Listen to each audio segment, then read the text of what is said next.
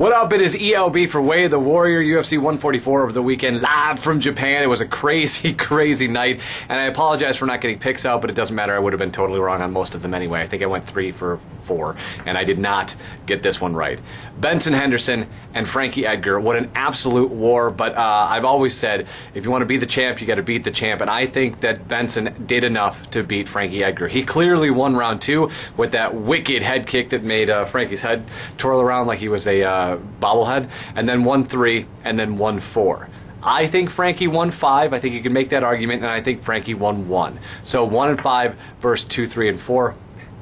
Benson walks away with the title, and it looks like he's going to be taking on Pettis next, a rematch from the WAC. The last champ in the WEC takes on the new champ in the UFC. Should be a great, great battle, and I think I'm not the only one who's hoping to see the Showtime kick off the wall, and that kick to Lozon's face from Pettis to kick off the main event was absolutely sick. Heyoki and Bart Palashevsky, what an absolute war that was. It was a great, great night of fights, and how Palashevsky didn't get caught in that armbar is beyond me, but Heyoki's ground game, well-deserved that he won that fight. He looked absolutely sick.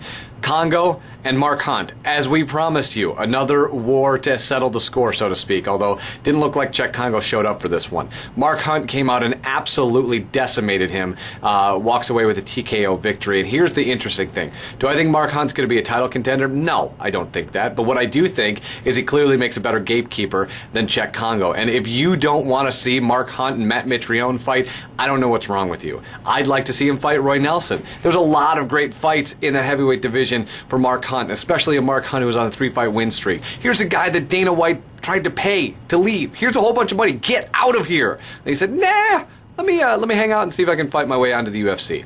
And here we are.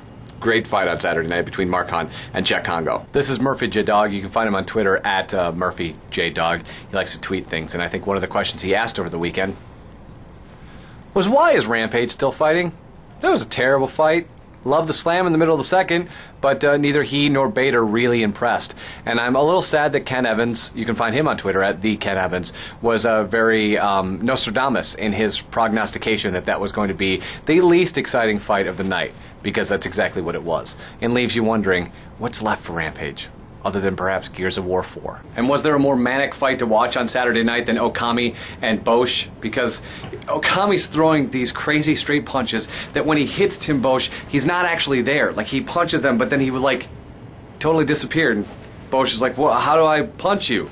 Took him 2 rounds of getting absolutely manhandled to figure it out, and clearly it's where you grab your opponent's head and you go way down here and you do some crazy uppercut thing, and you do it a couple times, and that pretty much ends the fight. Those are hard ones for me to watch because Okami looked ridiculous with his striking until Tim Bosch caught him. Great fight. Hard one to watch though, because I always feel bad for the guy who's absolutely annihilating his opponent for 10 minutes and gets caught. It's a hard one to walk away with. Jake Shields and Sexyama, another match that people are going, so, like, how do you score in MMA? Because that fight, I'm not really sure that I saw it for Jake Shields. I'm glad Jake won. Great way to kick off 2012, but I can see the controversy. You could spend all day long arguing which one of them had more control. Jake Shields had more control, but was he taking more damage? We could have that argument. I think Jake won it by a slim margin, but again, this is an argument that needs to be fixed at some point. You got to figure out this judging, because if I can't make sense of it, who cares?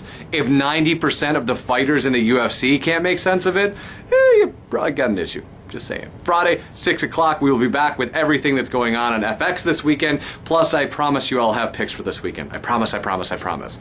And maybe I'll even be right. Have a good week.